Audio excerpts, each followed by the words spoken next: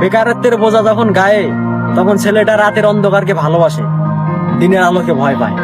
18 বছর বয়সী বেকার ছেলেটা এখন বাবার চোখে তাকিয়ে কথা বলতে পারে না। এজন্যই দীর্ঘদিন থেকে একসাথে বসে খাবারটাও খায় না। এক সময় স্বপ্ন দেখতো, আর এখন স্বপ্ন দেখায়। বাস্তবতার ধাক্কায় জীবন কতটা পরিবর্তন হয় একমাত্র 18 বছর বয়সী বেকার ছেলেটাই শেখায়।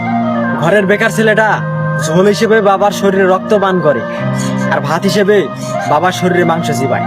হঠাৎ করে নিজের কাঁধে দায়িত্ব দেখে হতাশায় পড়ে যায়। বয়সন্ধিকালে শারীরিক পরিবর্তন ঘটে, বইয়ের মাধ্যমে আমাদের শেখানো হয়, তবে জীবন পরিবর্তনের গল্প কেন উল্লেখ হয়নি? ব্যক্তি নিজেকে কেন বুঝতে হয়? কাকেই বা প্রশ্ন করি, উত্তর তো আর মিলবে না। তবে তোমরা ছোট যারা রয়েছো, বেকারত্বকে হেয়ালি মনে করো না। একটা অবাক করা বিষয় হচ্ছে, আমরা 18 বছর বয়সী ছেলেরা দেখায় ভালো আছি, ভালো থাকি, তবে মুখ ও মুখোশের আড়ালে আমরা সবাই হতাশার ভুক্তভোগী।